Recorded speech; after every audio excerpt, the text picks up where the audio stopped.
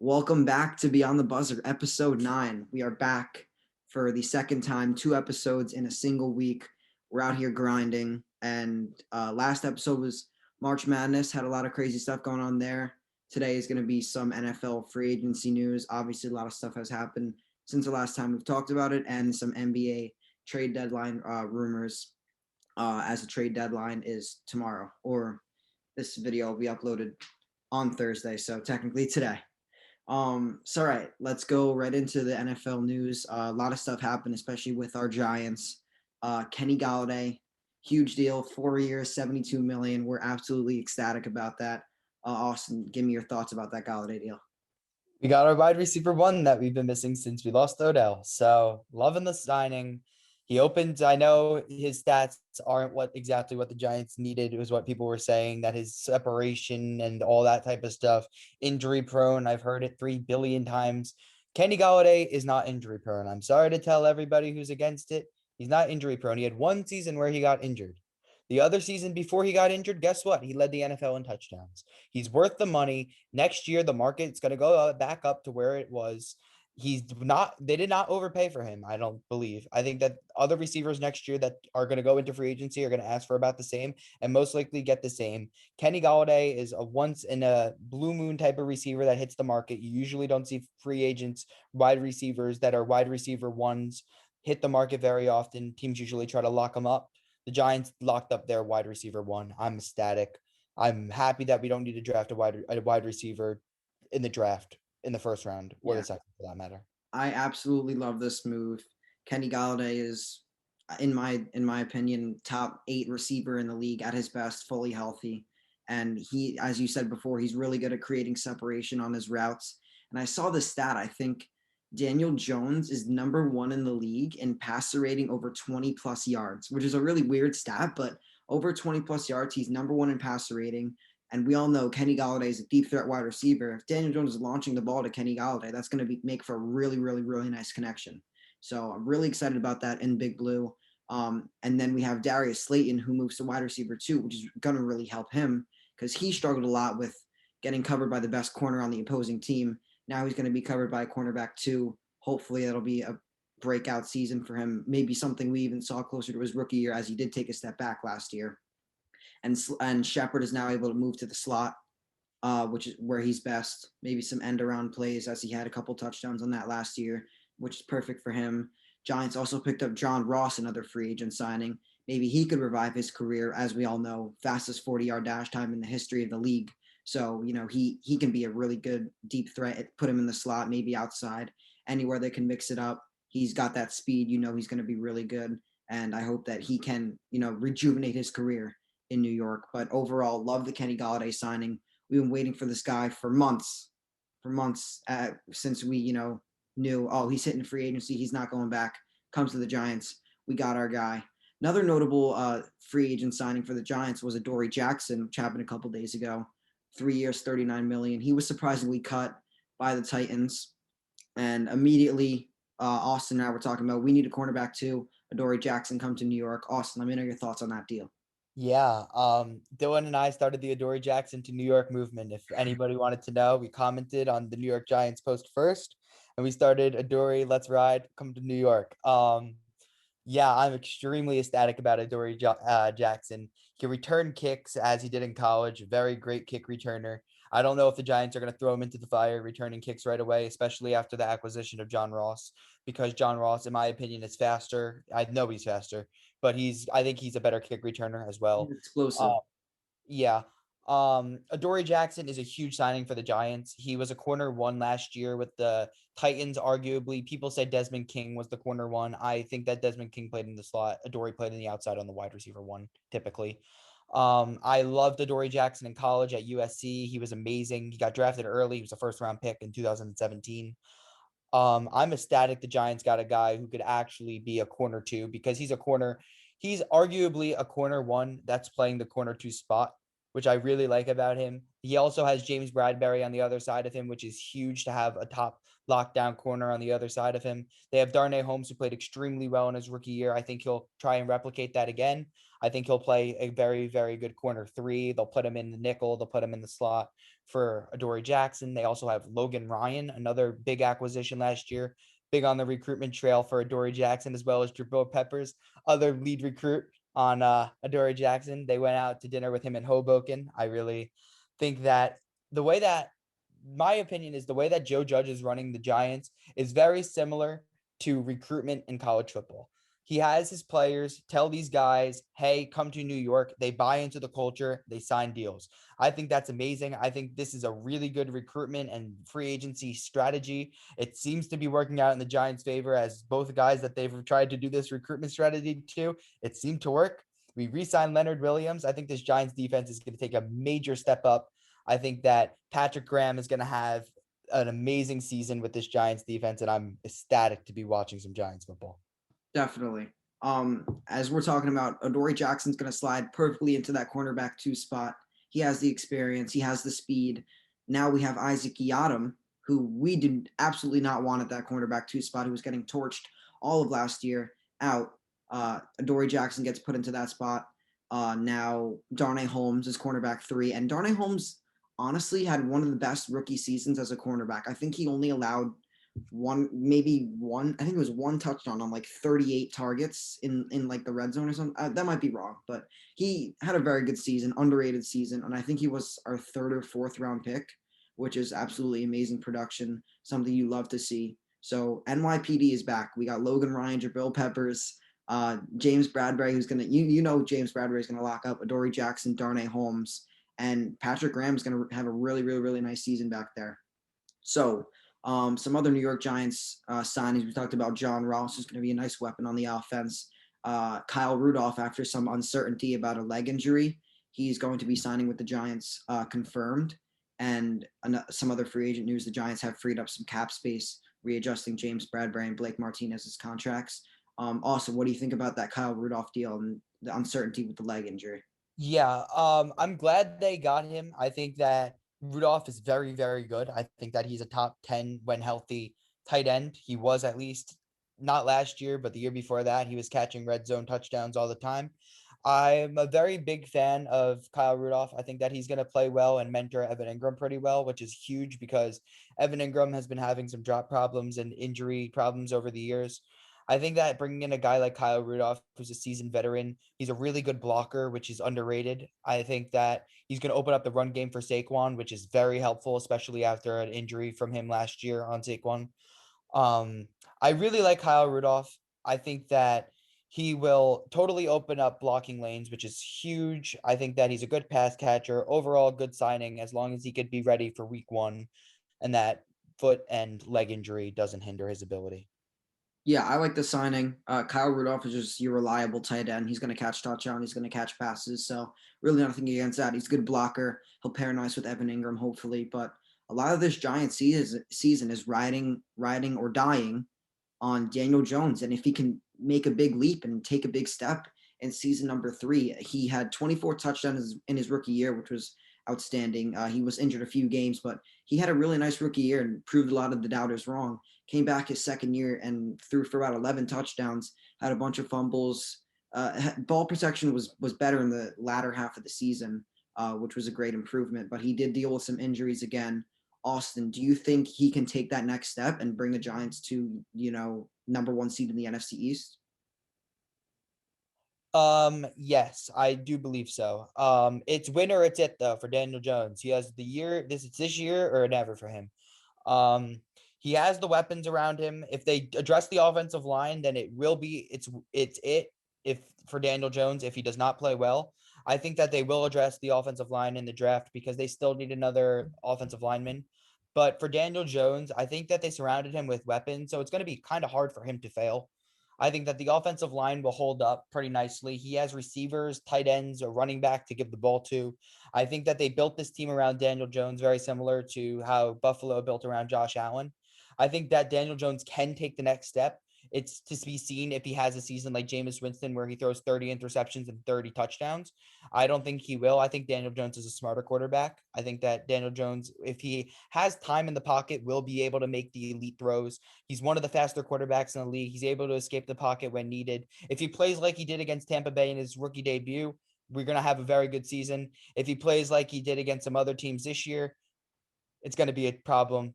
I think that I've been hearing people say that the Giants might go quarterback at 11. I strongly disbelieve that. I think that they're going to give Daniel Jones a season to show that he's the guy in New York, because I do believe Daniel Jones is the guy.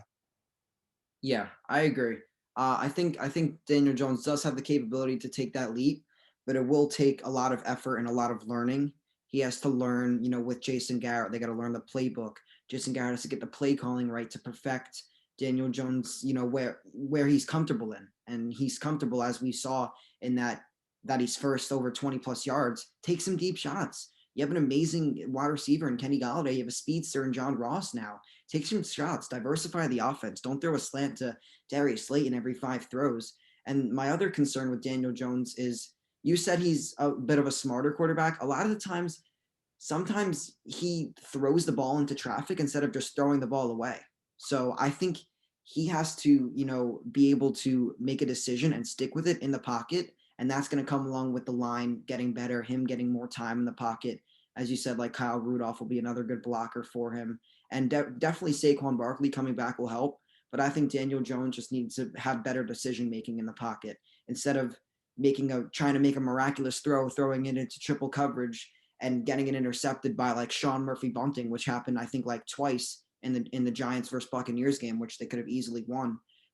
He just needs to throw the ball out of bounds and take that fourth down. Take the loss of downs take the loss of yards on the fourth down and let us punt.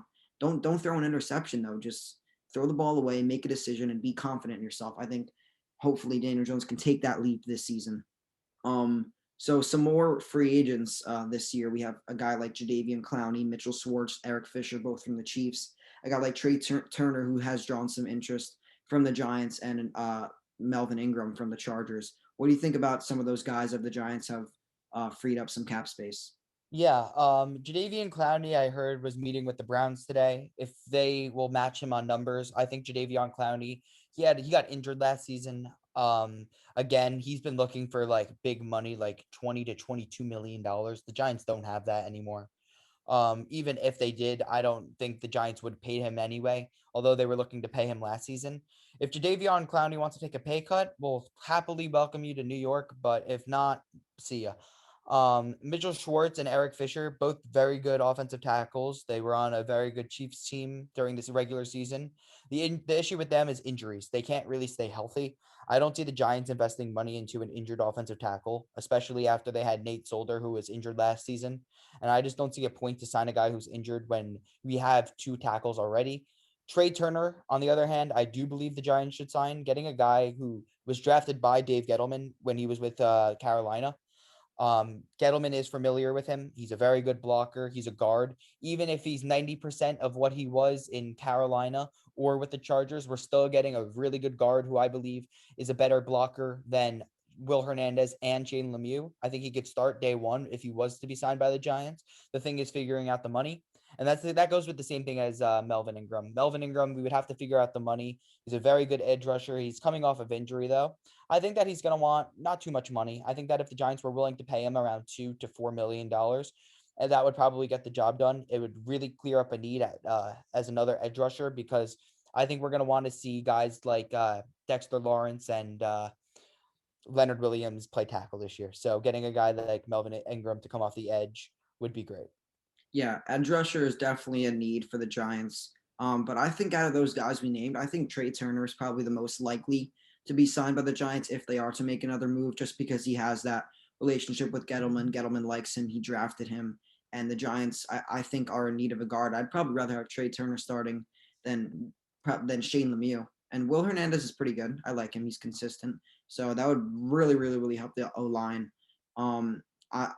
The tackles, Mitchell Schwartz and Eric Fisher, I think we can stay away from them. I'm confident Andrew Thomas taking a step in his rookie year. He was playing well in the second half of the season, which was kind of blemished by his horrible play in the first half of the season. I think he let up the most sacks in the entire league, 10. So definitely some improvements could be made in the line. If there are no improvements, I'm not going to be super upset. But speaking of some of the needs of the Giants, the draft is coming up. Austin, if you're Dave Gettleman, you're put in the shoes of Dave Gettleman. What are you doing with this 11 pick? Are you trading it down? Are you trading up? What position are you drafting? I'm not trading up. Although people are saying, "Oh, Kyle Pitts is going in the top 10. Oh, you're never going to get Pitts at 11." I'll wait and see if I have to believe that. If Pitts does go in the top 10, good for him. I hope he does. He ran a 4.46 40-yard dash. He's a once in a generation type of tight end. Do I think that he solves the Giants' needs though? I'm sorry. As much as I love Kyle Pitts and would love for him to be a Giant, it doesn't seem very likely at this point. I think the Giants need to draft an offensive tackle or an interior offensive lineman, like a guy like Elijah Barrett Tucker. He would be great. Or a guy like Rashawn Slater, who seems to be the unanimous pick at number 11 about right now. There also will be an edge rusher like Azeez Ojulari or Kwity Paye that will both be there at pick 11. So if I'm the New York Giants and I get an offer to trade down in the draft, I will most likely be trading down if I get an offer because there's going to be a few offensive tackles there. I've been hearing guys like Rashawn Slater being linked to teams in the top 10, like Detroit, if they were to draft an offensive tackle instead of draft a receiver, instead of to fill Kenny Galladay's void. I heard the Bengals might draft an offensive tackle, but that means they would skip on Pitts. So that also opens up a position for Pitts to fall to 11, even if he's there. I don't know if the Giants would draft him. But I think a very good pick for the New York Giants would be Rashawn Slater. He starts at tackle. He could play guard, which is really good because I think if the Giants were to draft an offensive tackle, it would be either Vera Tucker or Slater because those guys you could move around. They could both play guard and they could both play tackle, and that's exactly what the Giants need. They need a guy who's going to be able to fill lanes and open up lanes for Saquon Barkley, and that also protects Daniel Jones, and that should be your priority in the draft. Second round, you could draft an edge rusher. I don't believe the Giants should draft an edge rusher in the first round. I think they should invest in protecting Jones. What about you? Just another question for you. Do you think wide receiver is 100% out of the picture with the signing of Kenny Galladay and John Ross? I would say there's a 5 to 10% chance the Giants will draft a wide receiver because this is a amazing wide receiver class, as was last year. I think next year will be too. And the year after that, everybody says that wide receivers are once in a generation. Like Jamar Chase is a once in a generation type of wide receiver. Same thing you hear about Devonta Smith and Jalen Waddle. But we were saying the same thing last year about Henry Ruggs and Jerry Jeudy being the best route runner of all time that we've ever seen. And Justin Jefferson was under the radar, and look how he's been playing with Minnesota. So all these guys are the best generational wide receivers you've ever seen in your entire life.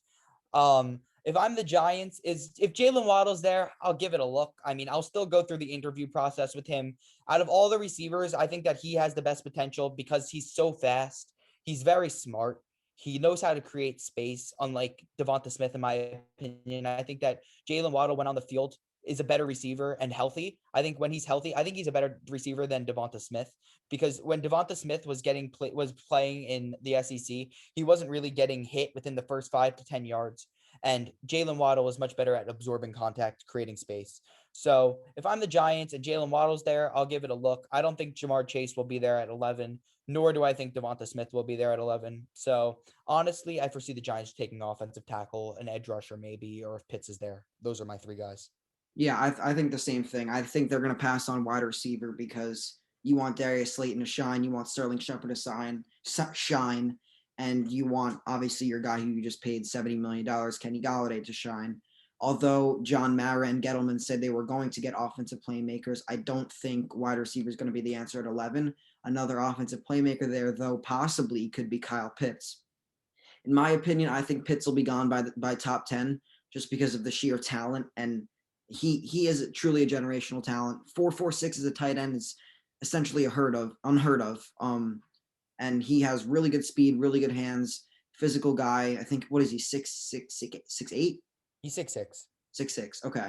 But yeah, he's crazy good. If Pitts is there, I 100% want the Giants to take him. If not, I'd like another O lineman like Vera Tucker, Slater, any of those guys. I just hope that Gettleman doesn't miss on another offensive line pick as he did this year. Speaking of Gettleman, Austin, have these free agent signings changed your opinion about Dave Gettleman? Because I know both of us were kind of high on Dave Gettleman, even though all the criticism he has faced. And I've seen a lot of people on social media turning their opinions around and like Instagram comments saying, I take back all of my statements. Like, don't say that. A month ago, you were trashing Dave Gettleman about his horrible signings and picks. Meanwhile, he's not that bad. There's been worse GMs. What's your opinion on Dave Gettleman? Yeah, I was a believer in Dave Gettleman from the start. My thing with Gettleman was that the reason why I disliked him for a point in time was that he wasn't cutting Golden Tate, especially after all the head case that he made the Giants go through during the regular season, sitting out games. Same thing with a guy like Nate Solder. But the thing with Dave Gettleman that he fixed was that he cut Tate, which we were waiting for, and he got the money back. And he also he didn't cut, but he cut the salary of Nate Solder, which was my other issue with him. Yep. So he fixed his issues. He fixed what Giants fans were waiting for him to do. So now what is left to complain about Gettleman? His one bad pick of DeAndre Baker. I'm so sorry that he drafted the wrong corner and traded up a few years back. Okay, he made one mistake. Watch him draft a good offensive tackle or an offensive playmaker this year. All Giants fans should be kissing his feet because Dave Gettleman, I think Dave Gettleman is an amazing GM. I think that he's going to lead the Giants to the promised land within the next 3 to 5 years at most. I think that he's building a team. I think he found the culture that the Giants have been dying for since they won their last championship. They have a winning coach in Joe Judge, who seems to be the guy in New York. Players love him. The players love him. The fans love him. I think that Joe Judge was the right signing all along when people were saying that they wanted Mike McCarthy. And what is Gettleman doing signing him? Oh, guess what? He chose the right coach. Yeah, I totally agree. I really like Dave Gettleman as a GM. I'm not absolutely in love with him, but as we said a couple weeks ago, I'm completely satisfied as our guy in New York. A lot of people were trashing him last year about free agency, saying that James Bradbury signing was not good. He's not a cornerback one. Look how that turns out. That was a great free agent season for the Giants. Look where we are now, winning free agency offseason again. We have Kenny Golladay and Dory Jackson. We somehow lured both of them in to New York, which is amazing for Dave Gettleman and the Giants. It's so important for them having a winning season this year. Speaking of winning season, Austin, what do you think? Are the Giants winning the NFC East this year? Yes, the New York Giants will win the NFC East this year. Mark my words. I think that Washington's quarterback and Ryan Fitzpatrick is either hot or cold. It depends on the week with him.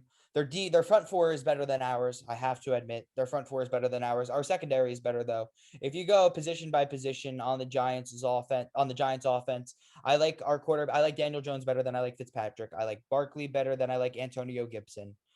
I think that Golladay and McLaurin are both 1,000-yard receivers, so they'll probably cancel out.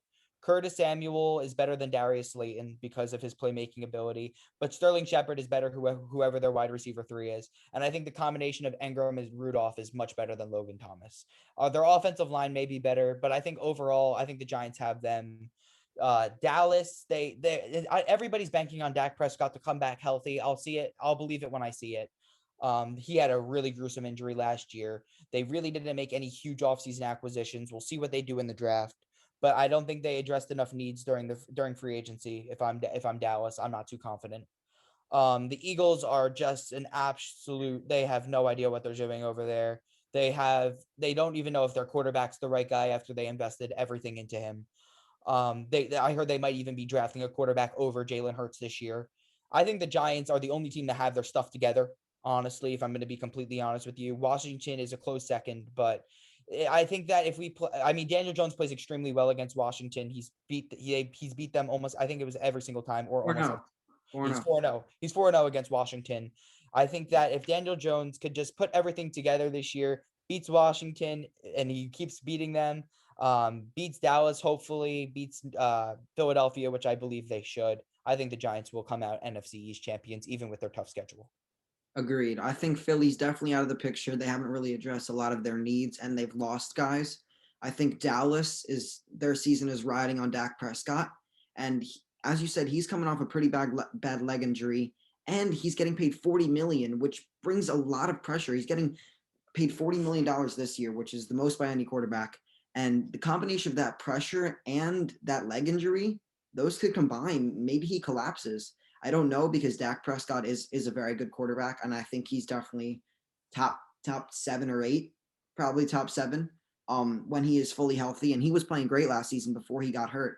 I don't know if Dak Prescott can propel the entire Dallas Cowboys with their lackluster defense. to a good winning season, and that's why I'm counting them out. And as you said, Washington, I don't think they really have their stuff together fully on the offensive side of the ball. I don't think Fitzpatrick is the move. They do have a guy like Terry McLaurin and Antonio Gibson who are good offensive weapons. I just think the Giants are better. I truly just think the Giants are better.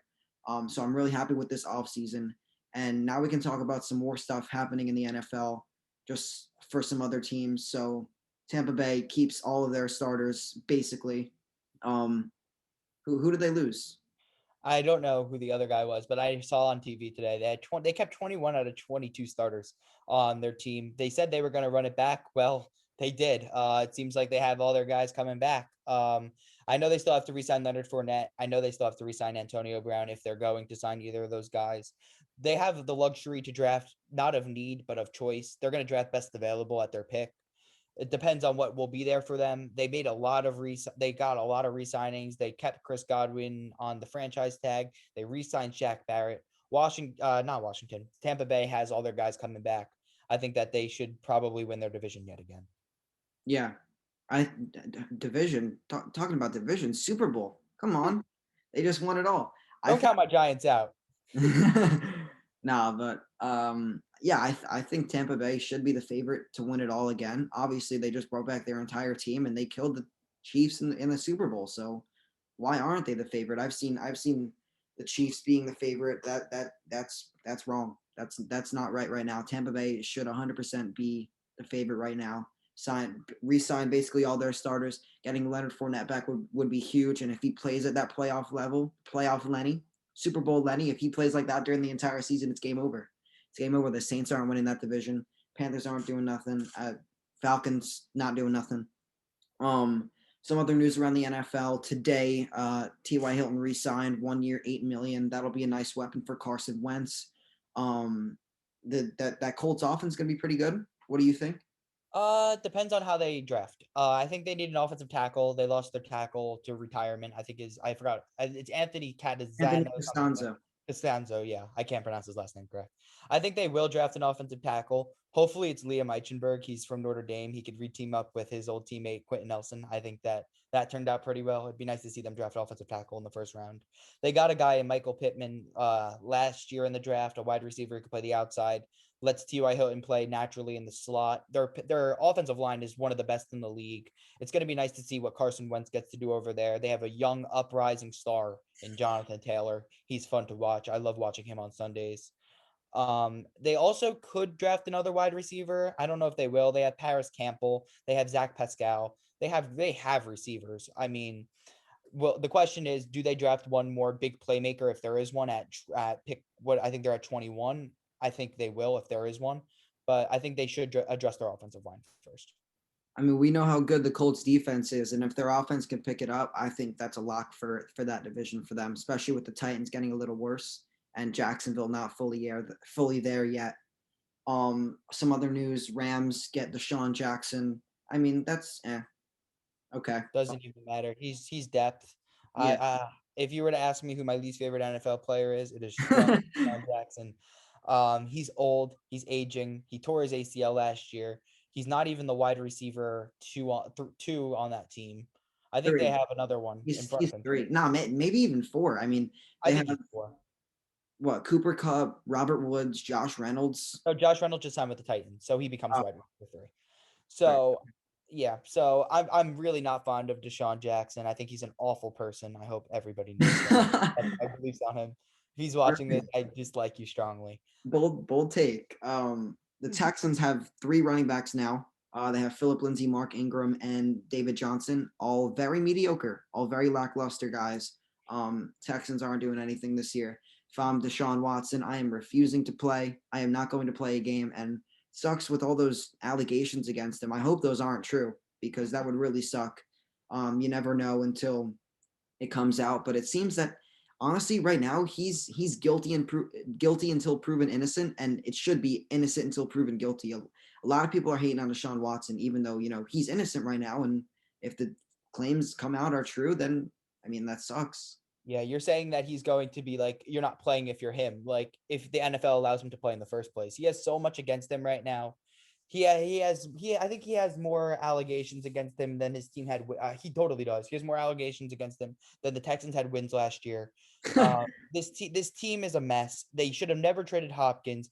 Bill O'Brien completely destroyed this franchise. I hope he knows that while he gets to sit pretty at Alabama, becoming an offensive coordinator and offensive line coach. They signed three awful running backs. David Johnson's on a long-term deal. They should have never traded for him in the first place.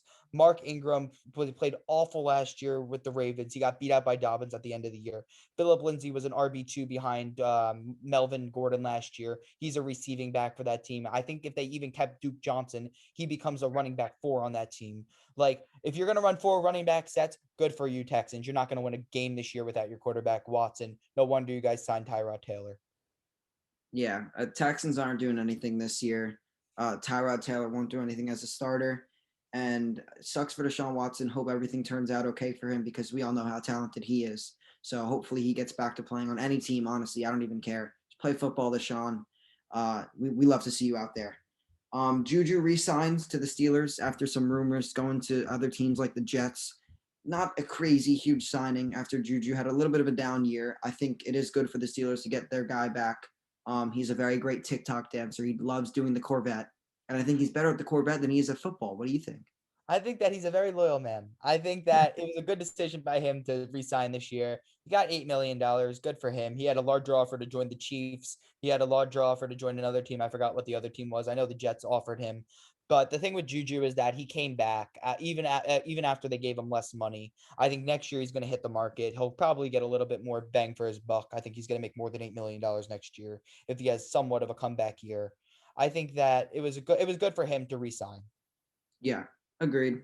Hopefully he can step it up this year. As you said, get him a bigger, more long-term and more money on that contract. We had another guy, Will Fuller, going to the Dolphins. Like the Giants, a lot of the Dolphins season this year is going to ride on Tua Tagovailoa, and if he's going to improve. They have a great defense. They have some good, nice weapons. Devontae Parker. They have Mike Gesicki, who had a good end of the season with Tua. And now they add Will Fuller, who we know who can be a really good wide receiver as long as he stays healthy and out of trouble, which could be good for the Dolphins. What do you think about that signing, Austin? As long as Will Fuller stays off the drugs, he's good. No, Will Fuller is a really good wide receiver. If he's off PEDs or whatever types of drugs he was on, I forgot what he was on. I think it was PEDs though. He also has to stay healthy. That's another issue with Will Fuller. But now it starts to resonate with me. Like, is he going to, now that the Dolphins got him, are they going to draft Jamar Chase? Because Jamar Chase is a very big play, similar body to Will Fuller. So you're like, okay, if they're not going to draft him, are they going to draft Devonta Smith, a former teammate of Tua's? Like, you think about that and you're like, oh no, if they're not going to do that, guess what? They could draft an offensive tackle. So maybe Penei Sewell goes to Miami now because of Will Fuller signing. So I wasn't expecting Will Fuller to go to Miami at all. I was assuming for him to go to a team like Jacksonville or even he was linked with Green Bay for the longest time. I thought he was going to sign with Green Bay at the beginning of the offseason. So interesting move to see that Will Fuller signs with Miami. I think it could be a good fit next to Devontae Parker. That's another similar wide receiver to Will Fuller. I think Devontae Parker and Will Fuller are two pretty similar wide receivers. I think that I don't know if they'll draft another wide receiver though at pick 3. I think they should move down if I was the GM of the Dolphins. This move for me is a nice under the radar move for the Dolphins. Will Fuller, in my opinion, is really underrated. He puts up really great numbers every season as long as he is healthy. Touchdown catcher, he's going to get you yards. So I think this is a really great signing for the Dolphins, and hopefully Tua can improve. Who's their backup there? I mean, they lost Fitz. Do they back up yet? I think they brought in another quarterback. Give me a second, I'll tell you. Yeah. So I mean, maybe if Tua's not healthy, or they got to have another guy there as insurance. So yeah, that could be interesting to see how that Miami team turns out this year. In some running back news for free agency, we have Chris Carson staying with the Seahawks, and we have Kenyan Drake going to the Las Vegas Raiders. Chris Carson, 3 years, $24 million. Nice. I honestly thought he was on his way out, but it's good that he's resigning. It's going to help the Seahawks this year. Hopefully, they have a really tough division. NFC West is probably the toughest division in the league, and honestly, I don't think the Seahawks are going to win it, and they're going to have to fight really, really hard to make that wild card spot, because you also got a team like San Francisco, who I think is going to revive their team this year, And you're going to have Arizona, who's made some nice moves in the offseason, on their tail as well. So that's going to be interesting to see that race. Austin, what do you think about that Chris Carson deal and that Kenyan Drake deal? Yeah. First, Jacoby Brissette is the backup for Miami now. Oh, So that's amazing. behind Amazing. Tua. I know, amazing, great quarterback, former Gator, before he transferred. Before he transferred to North Carolina State. Chris Carson, I love the signing. I'm glad he's back. I could have seen him in Arizona becoming the running back one there, beating out Chase Edmonds and Eno Benjamin. But I'm kind of glad he stayed. He's in front of Rashad Penny for another year. Kenyan Drake, on the other hand, there goes Josh Jacobs' fantasy value. Yeah, now it's a two-headed backfield there. I'm not too fond of it. They played well together at Alabama. They were former teammates. They're really good friends, Kenyan Drake and Josh Jacobs. I think that this opens up the Cardinals, though, to draft Najee Harris with their first round or second round pick if he's available. I think that would be huge for the Cardinals. But I think that the division, it can go really either way. The Seahawks did play extremely well last year. I think that the Seahawks are also going to invest in their first round. They're going to try to trade back into the first if they can to try to get an offensive lineman because Russell Wilson is not happy with how their offensive line situation is going. So we'll see what happens there. But that division is wide open. I think the 49ers may be able to take it depending on if they move up, draft a guy like Trey Lance, get a good quarterback. Even Mac Jones, check down Charlie Mac Jones, going to be able to check down all day to those easy, fast-moving wide receivers and Deebo Samuel and Brandon Ayuk. Lord have mercy, those guys are real good. Yeah, this is going to be a really unpredictable division. I think no, not San Francisco. I think LA is probably going to take it. Matt Stafford is huge for them. They finally get their quarterback, and that is a reliable guy like Stafford as opposed to Goff, and they have some good weapons there. But I think Arizona is going to have a nice, really, really good season this year. Kyler Murray's only getting better. Obviously, they have DeAndre Hopkins, who's this second best receiver in the NFL, in my opinion. What? Who do you think? Devontae Adams, Hopkins? Devontae Adams is my number one. I had them both in fantasy last year, but Devontae Adams is my wide receiver one, and my wide receiver two is Keenan Allen. Oh, yeah, watch the tape on the game. Keenan Allen is number 2 wide receiver in the NFL. Watch that guy catch passes. He's exciting to watch. all right. Yeah, but speaking of the Cardinals, I think they're going to have a really nice season this year. Hopefully, Isaiah Simmons, who we wanted to go to the Giants last year, could take a leap in his second season. But they're going to be pretty scary. That division is going to be really, really tight. So that was a lot of good NFL talk. We can go back right into the NBA. Tomorrow is the trade deadline, and we really haven't seen that many significant trades going down. Thought some stuff was going to happen today. All we've been hearing is rumors. Every time I see Woj send out a tweet, I'm like, oh my God, it's happening? No, just another rumor. One rumor that Woj tweeted out a couple hours ago is Andre Drummond is getting a lot of interest from the New York Knicks, which is my team. This trade, I think the Cavs are honestly looking for like 2 second-round picks and like maybe just like a player. So if we're giving Kevin Knox and 2 second-round picks or maybe 1 second-round pick, 100% I'm down for that. The Knicks have a lot of cap space, I think $15 million, so they can take on a pretty big contract like Drummond. Only problem is he might leave in free agency. I don't think he will. I think he's from New York. I think he's from. He went to UConn. I'm not sure if he's from New York. he went to Oak Hill, I think. I might be wrong on that, which is in New York.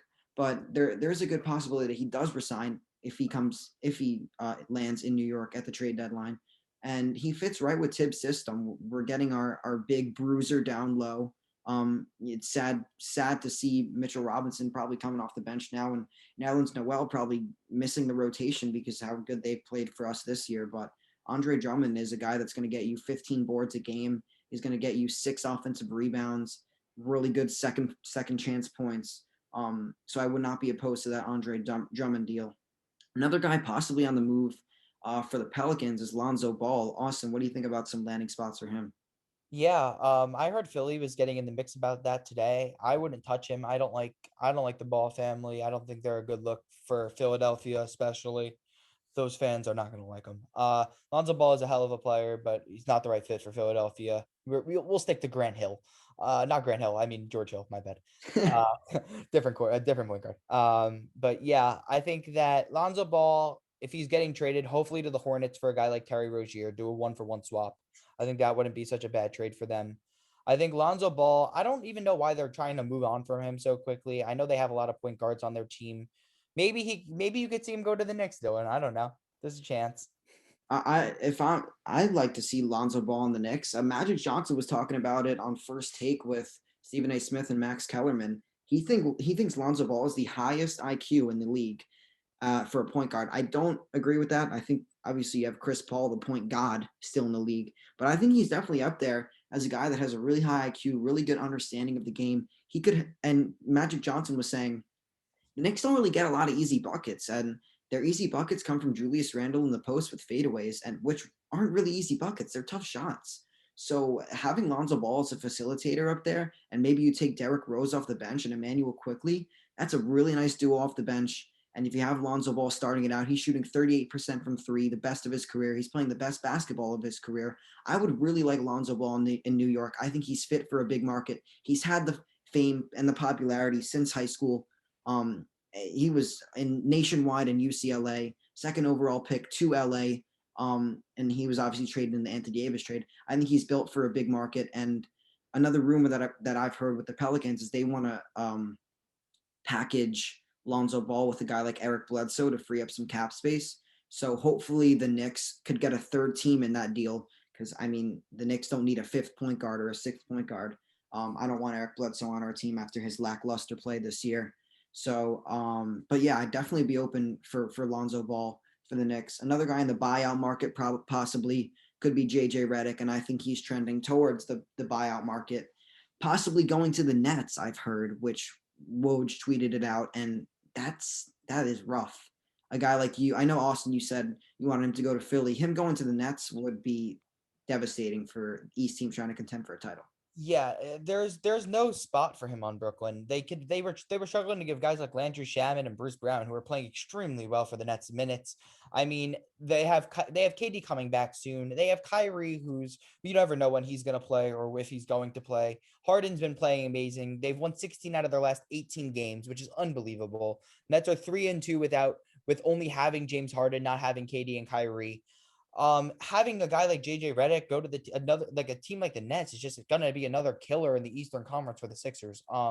JJ, I know he has a place in Brooklyn. I know that's where he lives primarily. That's where he has an apartment there. Mm-hmm. It'd be nice to see him go back to Philly. We got the coaching, we have the team. We'll pay you to come back. We'll literally trade Mike Scott for you. Please, JJ, if you ever listen to this, please come to Philly. We really don't need you going to Brooklyn. Will he go to Brooklyn though? I think so, sadly. Yeah, JJ Redick is one of those guys that might not be the biggest name, but he's definitely going to make a big difference if he's on your team, just with his amazing 3-point shooting. Another guy that has been in trade rumors for a while, and then those trade rumors were shut down, but Woj has once again awakened those trade rumors. Kyle Lowry. The Lakers have strong interest in Kyle Lowry, and the Lakers have some assets they can give up, and the money could match. They have a guy like Montrezl Harrell, who's on a pretty decent sized contract. They could match that money with KCP and another guy like Talen Horton-Tucker, who the Lakers said they're willing to give up to get or Dennis Schroeder possibly, because yeah, that's the guy.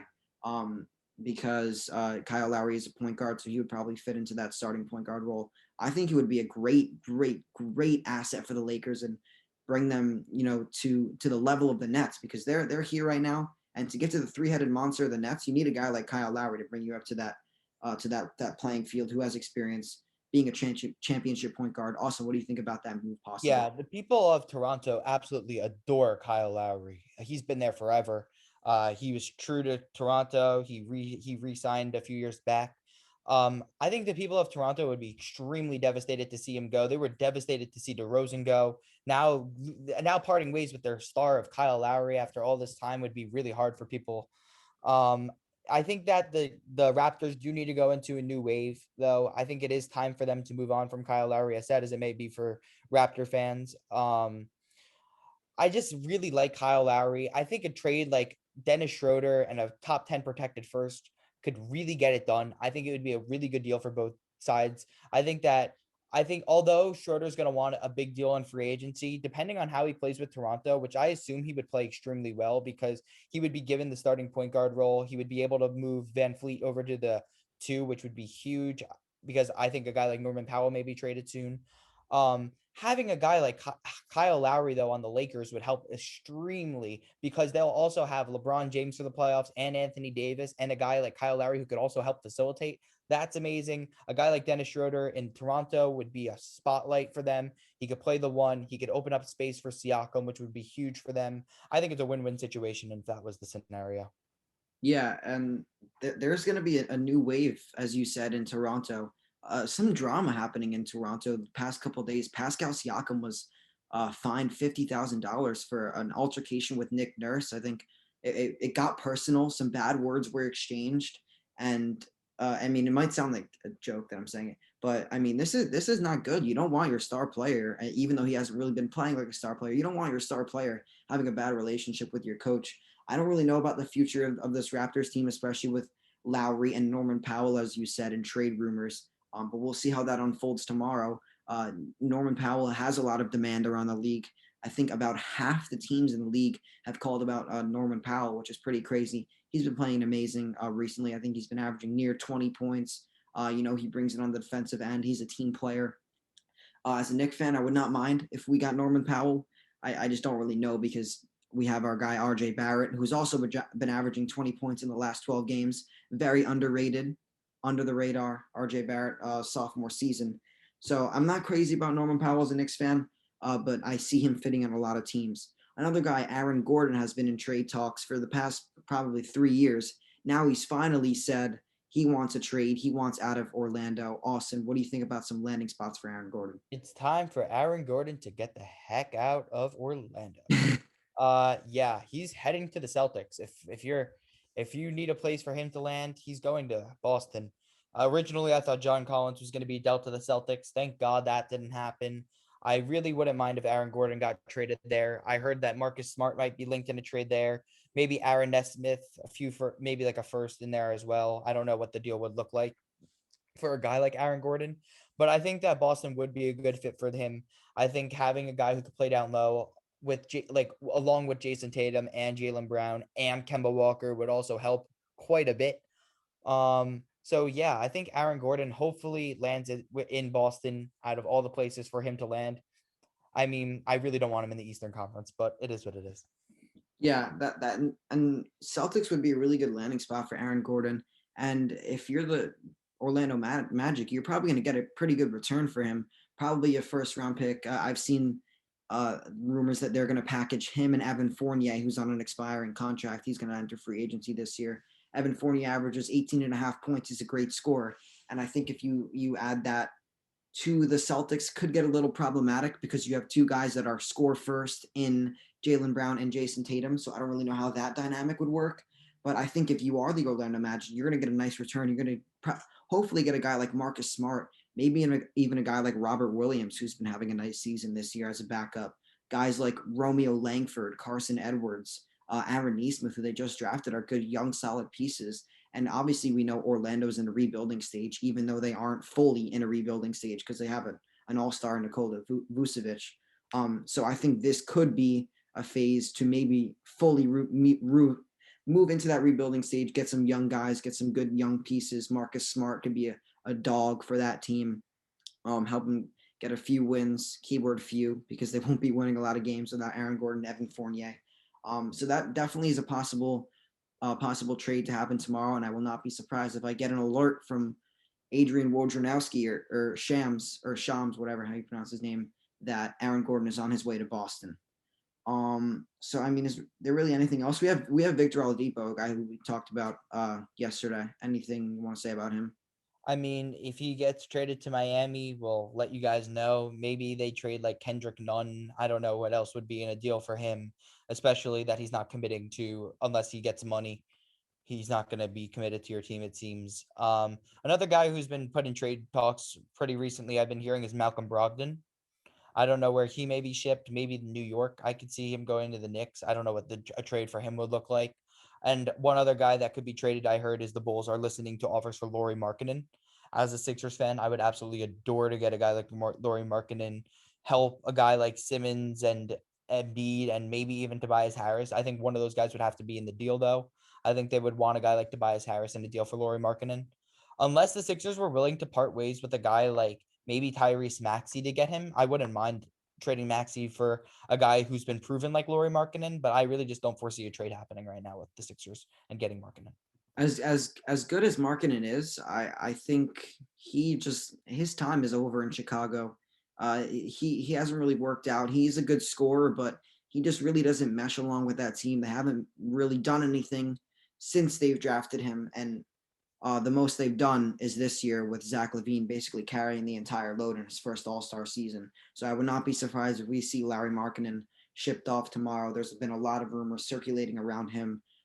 As with Victor Oladipo, yeah, you said he's going to want to be traded to a place where he'll possibly stay, and if he's not, he's leaving next season. He's going to South Beach. He's going to Miami.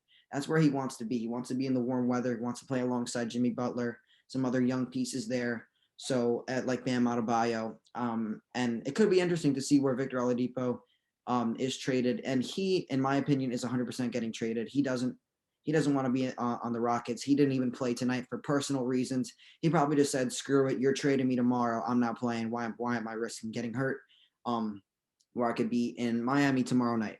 So I think Victor Oladipo is definitely on his way out, but we're going to be seeing a lot of trades tomorrow. I think 10 plus trades, as insignificant or significant as they may be. I think we're going to see a good amount of trades. I think Woj said on a podcast that there's going to be around 15 trades happening, which would be pretty crazy since none have happened today yet.